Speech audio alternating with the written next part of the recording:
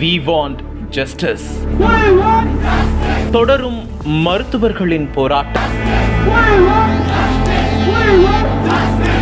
சுதந்திர தினம் ஆகஸ்ட் 15ஆம் தேதி கொண்டாடப்பட உள்ள நிலையில் கடந்த ஆகஸ்ட் 9ஆம் தேதி மேற்கு வங்க மாநிலத்தின் தலைநகர் கொல்கத்தாவில் உள்ள அரசு ஆர்ஜிகர் மருத்துவக் கல்லூரியில் பெண் மருத்துவர் ஒருவர் பாலியல் வன்கொடுமை செய்யப்பட்டு கொலை செய்யப்பட்ட கொடூர சம்பவம் தேசத்தையே உலுக்கியிருக்கிறது.